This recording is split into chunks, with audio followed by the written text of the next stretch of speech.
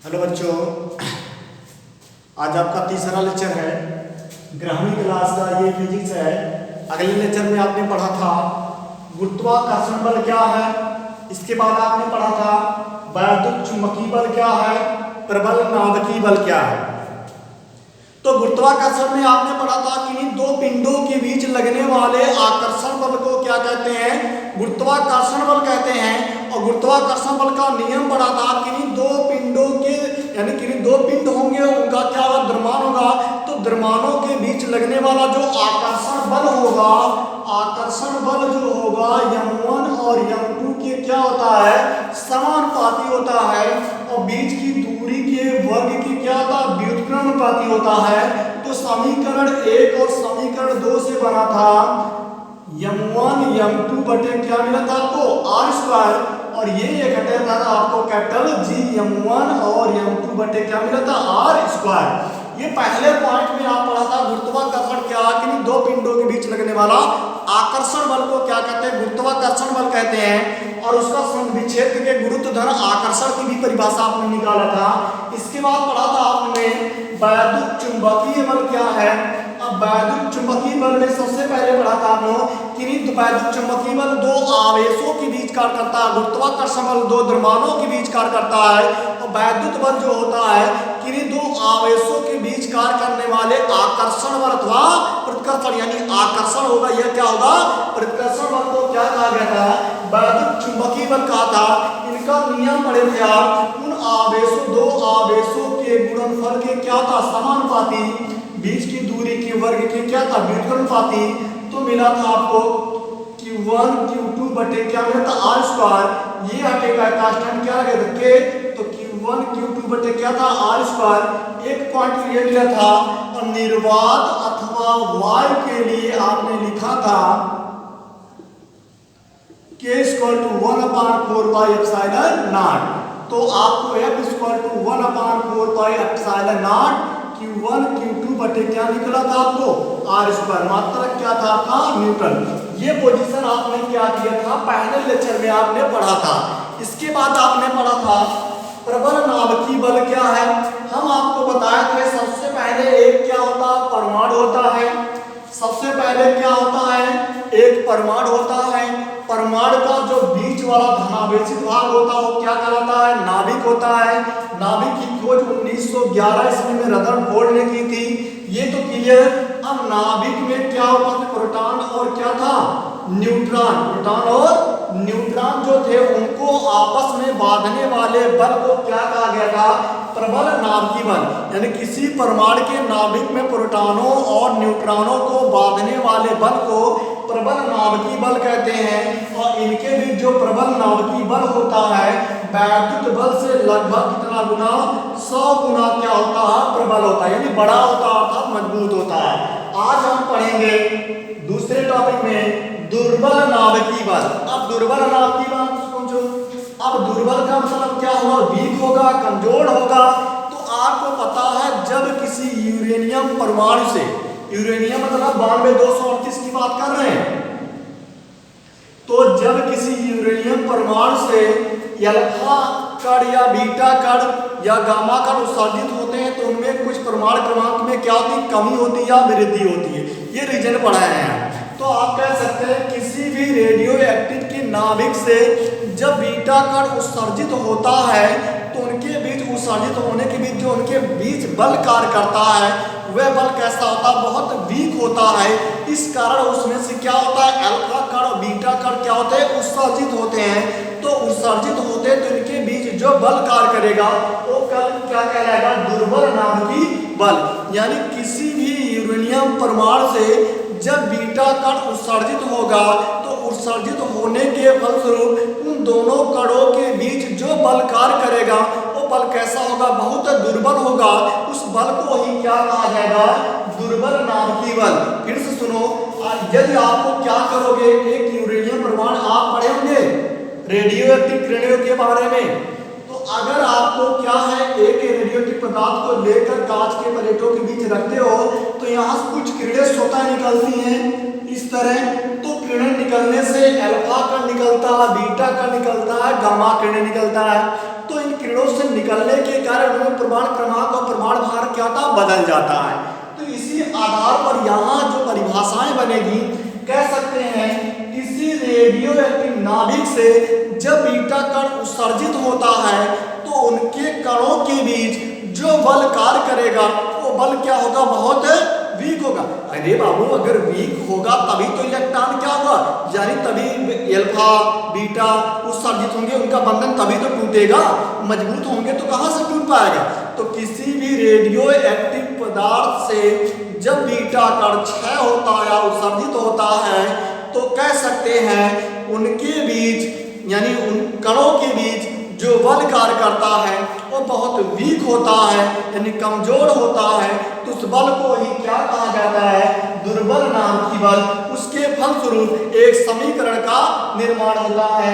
तो हमारा समीकरण न्यूट्रॉन के आधार पर, यानी उसमें प्रोटॉन और न्यूट्रॉन उपस्थित होते हैं। तो न्यूट्रॉन से क्या बनेगा, प्रोटॉन, प्रोटॉन से और क्या बनेगा, इलेक्ट्रॉन, और क्या बनेगा, एक एक्स्ट्रा कण निकलता है आपका, वो होता है एंटी न्यूट्रो होता है, जिसको भी बार से प्रकट किए हैं।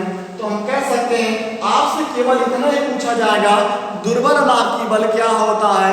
तो किसी भी रेडियो एक्टिव परमाणु से या पदार्थ से जब बीटा कण उत्सर्जित होगा तो हम वहां से उनके कणों के बीच जो बल होगा वो बहुत दुर्बल होगा।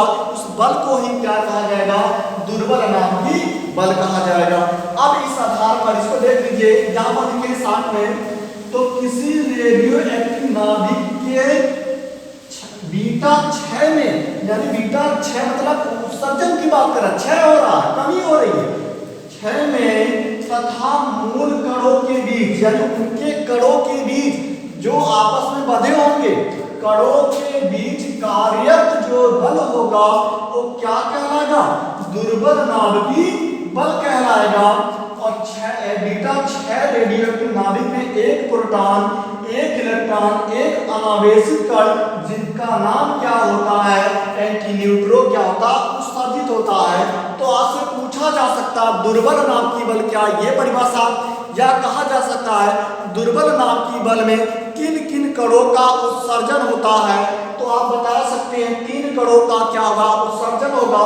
एक होगा आपका प्रोटॉन होगा, एक क्या होगा, इलेक्ट्रॉन होगा, एक क्या होगा, अनावेशित कण होगा। उन अनावेशित कण का नाम एंटी न्यूट्रो का नाम दिया जाएगा।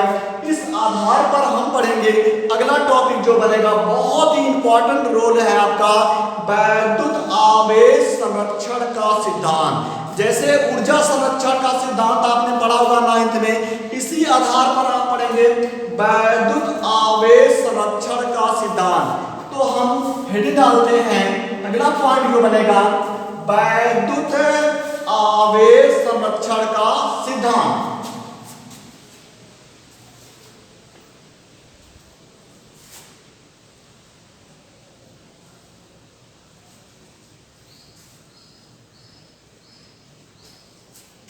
ध्यान दीजिएगा, टॉपिक हमारा बनेगा वैद्युत आवेश, वैद्युत आवेश, वैद्युत आवेश संरक्षण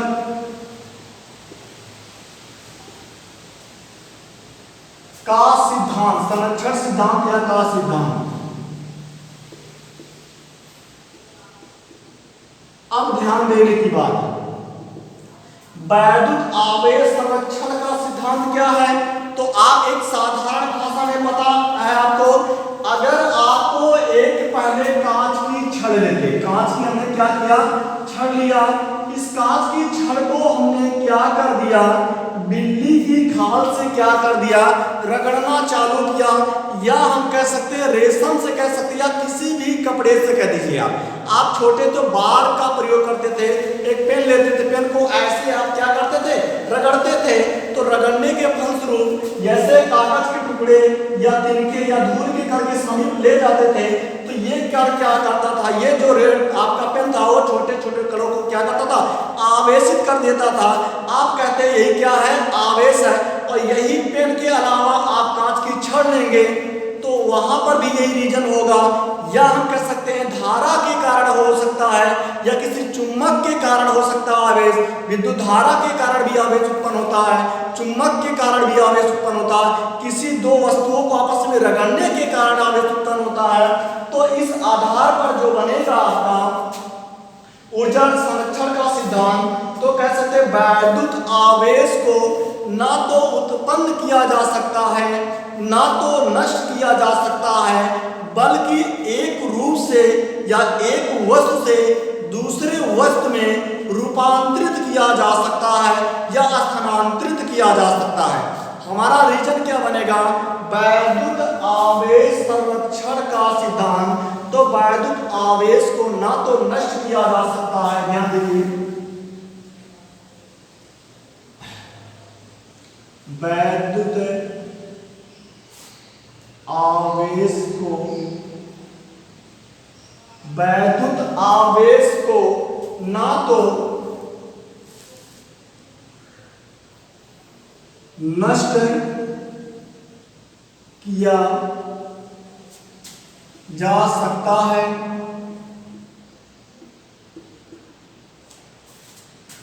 ना तो वैद्युत आवेश को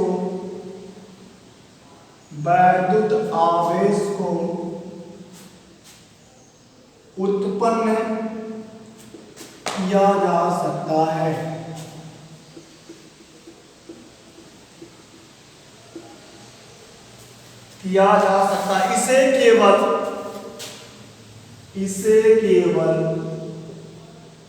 इसे केवल एक वस्तु से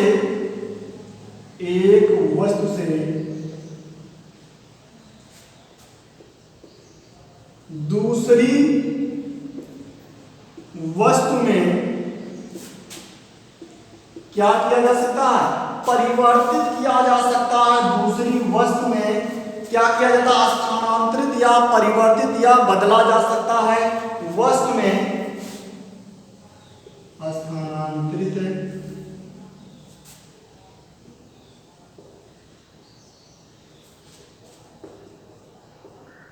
किया जा सकता है।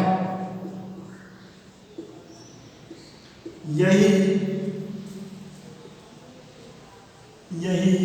वैद्युत आवेश संरक्षण का सिद्धांत है। अब ध्यान दीजिए, इसका प्रयोग देखिए। यदि आपसे कोई पूछता है वैद्युत आवेश संरक्षण का सिद्धांत क्या है, तो सबसे पहले आप ये बताएंगे वैद्युत आवेश ना तो उत्पन्न किया जा सकता है ना तो नष्ट किया जा सकता है, बल्कि एक वस्तु से दूसरे वस्तु में क्या किया जा सकता है? स्थानांतरित किया जा सकता है। अब देखिए कैसे हो सकता है। सबसे पहले हमने क्या किया? कांच का एक छड़ लिया। कांच के छड़ को हमने क्या किया? किसी रेशमदार कपड़े से रगड़ना चालू किया। तो रगड़ने के बाद कुछ समय पश्चात ये कण क्या हो गया? आवेशित हो गया। और इस जो छड़ है, इस छड़ के समीप यदि कोई भी वस्तु आ जाए, कोई भी क्या हो जाए? वस्तु आ जाए, तो हम कह सकते हैं, और इसमें क्या करेगा? आकर्षण करने या प्रतिकर्षण करने की क्रिया उत्पन्न हो जाती है। इसमें क्या होगा? आकर्षण या प्रतिकर्षण करने की क्रिया क्या होगी? उत्पन्न होगी। वही क्या होगा? आवेश होगा। यदि ये छड़ को आवेशित कर दिए हो आप, तो इसको दूसरे छड़ को यदि उसके समीप लाते हो, सटा देते हो, कुछ समय बाद जो इसका आवेश होगा इलेक्ट्रॉनों के रूप में, वो क्या होता है? स्थानांतरित हो जाता है। जैसे छोटा सा प्रयोग लेते हैं दूसरे आधार पर। आप एक क्या करिए? छड़ लीजिए, लोहे का छड़ लीजिए। आप उस छड़ को क्या करिए? गर्म कर दीजिए। उस छड़ को क्या कर दीजिए? आप गर्म कर दीजिए। गर्म करने के बाद ये क्या होगा? रेड हो जाएगा। और इसके बाद दूसरा छड़ ले आइए। ये पहला छड़ हो गया, ये दूसरा छड़ हो गया। ये दूसरा छड़ को क्या करते हैं? हम इसको सटा देते हैं। तो कुछ समय बाद देखते हैं इसका जो इलेक्ट्रॉन होगा इसमें क्या होगा? उपस्थित हो जाता, अर्थात दोनों छड़ क्या होते हैं? गर्म हो जाते हैं। ये क्या होने लगा, स्थानांतरित इलेक्ट्रॉनों का हो गया, अर्थात आवेशों का स्थानांतरित। उसी प्रकार किसी भी वस्तु को आपस में रगड़ने से यदि उसके समीप कोई वस्तु आ जाता है तो वो क्या होता है, स्थानांतरित हो जाता है। एक दूसरे विस्तार कर लेते हैं। यदि एक हम वस्तु यहाँ पर लिए हैं, एक वस्तु यहाँ पर है, इस पर क्या है, ये ध्यान दें, यहाँ क्रिया तब तक चलेगी ये स्थानांतरित की जब तक कि दोनों का आवेश क्या हो जाए, बराबर ना हो जाए। यदि हम कह रहे हैं इस पर इलेक्ट्रॉनों की संख्या क्या ज्यादा है और हम कह रहे हैं इस पर इलेक्ट्रॉनों की संख्या क्या है, ये आवेशित दोनों है, ठीक है, या नहीं पर है, तो किसी तार द्वारा जोड़ देने से तो इसका क्या होगा, जो इलेक्ट्रॉन होगा दूसरे में स्थानांतरित होने लगेगा, अर्थात ये भी क्या होगा, आवेशित होगा। और यह क्रिया तब तक चलेगी जब तक दोनों वस्तुओं का आवेश क्या हो जाए, समान ना हो जाए। अर्थात उच्च आवेश से निम्न आवेश की ओर क्या होता है, स्थानांतरित होता है। जैसे आप विभवांतर का प्रयोग देखे होंगे, यदि हम एक गिलास लेते हैं, ये हमारा क्या है, गिलास है, और एक गिलास हम और लेते हैं, ये हमारा गिलास है। अब इस गिलास में जो यहां तक क्या द्रव भरा है, जल है, और इसमें यहां तक है, इसमें यहीं तक है, और हम इन दोनों गिलासों को किसी नली द्वारा क्या करते हैं, जोड़ देते हैं। अब बताओ ये जल का प्रवाह किधर होगा, आपको पता है उच्च से क्या होगा, निम्न की ओर होगा। और ये क्रिया तब तक चलेगी जब तक कि दोनों का द्रव आपस में क्या हो जाए, बराबर ना हो जाए। अर्थात जो आवेशों का स्थानांतरित क्रिया होती है वो किधर से किस तरफ होती है, वो सदैव उच्च आवेश से निम्न आवेश की ओर होता है। और आवेश को उत्पन्न करने के लिए साधारण प्रयोग कर लीजिए, किसी पेन को लेकर किसी रेशमदार या किसी अन्य वस्तु से क्या करिए, आपस में क्या करिए, रगड़िए, और रगड़ने के बाद देखेंगे कुछ समय पश्चात उस वस्तु में आवेशित करने का गुण आ जाएगा। यही क्या होगा, आवेश होगा। आवेश का अध्ययन सबसे पहले थेल्स ने किया था। वो आवेश का दूसरा नाम इलेक्ट्रॉन था। इलेक्ट्रॉन डॉक्टर गिलबर्ट नामक वैज्ञानिक ने किया था। और आवेशों का वर्गीकरण फ्रैंकलिन ने किया था, 1750 में किया था। आवेशों ये पहले कितने प्रयोग किए थे, 3 प्रयोग किए थे। पहले प्रयोग में उन्होंने समान आवेश को पाया था, प्लस प्लस, दूसरे प्रयोग में माइनस माइनस पाया था, तीसरे प्रयोग में माइनस प्लस दोनों। यहाँ प्रतिकर्षण, यहाँ प्रतिकर्षण, यहाँ क्या हुआ था, आकर्षण किया था, यानी फ्रैंकलिन का ये प्रयोग था। इसके बाद आपको आवेश से संबंधित किसने नियम दिया था, कूलॉम ने दिया था 1785 ईस्वी में, जो हम आपको ये सारी बातें क्या है बता चुके हैं। अब पढ़ेंगे हम ऊर्जा संरक्षण का सिद्धांत। एक बार इसका साथ स्क्रीन ले लीजिए आप।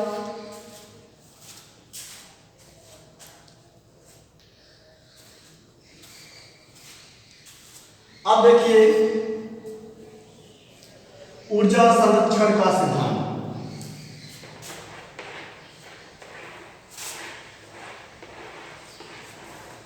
ध्यान दीजिएगा, ऊर्जा संरक्षण का सिद्धांत,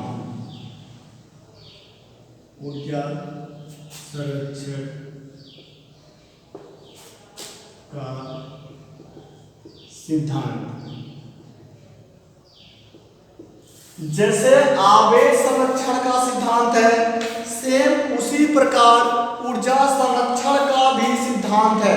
यानी कह सकते हैं ऊर्जा को ना तो उत्पन्न किया जा सकता है, ना तो नष्ट किया जा सकता है, बल्कि एक वस्तु से, यानी एक रूप में, वह वस्तु नहीं, एक रूप से दूसरे रूप में क्या करते हैं, परिवर्तित कर सकते हैं। ध्यान दीजिए, सबसे पहले यदि हम एक सर्किट लेते हैं, इस सर्किट में धारा प्रवाहित हुई, तो इसमें क्या है, विद्युत ऊर्जा होगी। इसमें क्या है, विद्युत ऊर्जा। और इस विद्युत ऊर्जा के बीच में हम एक बल्ब लगा देते हैं। क्या लगा देते हैं, बल्ब। और बल्ब ये क्या होने लगता है, जलने लगता है। तो विद्युत ऊर्जा जो इसमें थी वो किसमें हो गया, प्रकाशीय ऊर्जा में क्या होने लगा, परिवर्तित। अर्थात बल्ब क्या होने लगा, प्रकाश देने लगा। क्या करने लगा, प्रकाश देने लगा। और प्रकाश देते समय कुछ समय पश्चात ये बल्ब जो होगा वो क्या होगा, गर्म हो जाएगा। क्या हो जाएगा, गर्म हो जाएगा और यहाँ से ऊष्मा निकलने लगेगी। यानी विद्युत ऊर्जा प्रकाश ऊर्जा में भी परिवर्तित हुआ और ऊष्मीय ऊर्जा में परिवर्तित हुआ। यानी ऊर्जा को हम एक रूप से दूसरे रूप में क्या कर सकते हैं, परिवर्तन कर सकते हैं। तो परिभाषा जो बनेगी, ऊर्जा को ना तो उत्पन्न किया जा सकता है ना तो नष्ट किया जा सकता है, उसे केवल एक रूप से दूसरे रूप में परिवर्तित किया जा सकता है। तो पॉइंट बनेगा हमारा, ऊर्जा को ना तो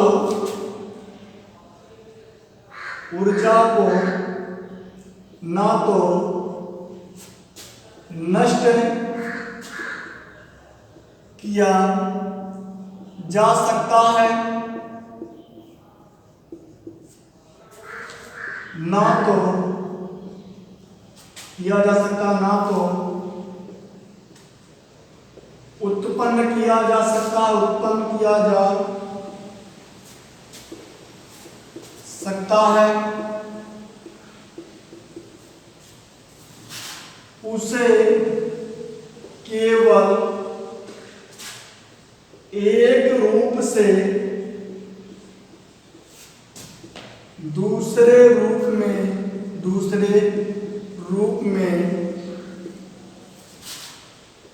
बदला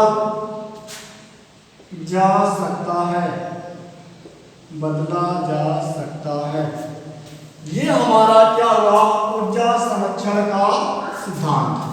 तो ऊर्जा ना तो उत्पन्न की जा सकती ना तो नष्ट की जा सकती है, बल्कि इसे एक रूप से दूसरे रूप में क्या किया जा सकता है, परिवर्तित किया जा सकता है। तो इस आधार पर हमारा आज का लेक्चर यहीं पर समाप्त होता है। यदि आपको जो भी टॉपिक बताया गया उसमें किसी प्रकार का प्रॉब्लम हो तो आप कमेंट करके बताइए और अच्छी तरह क्या करिए, आप पढ़ाई करिए।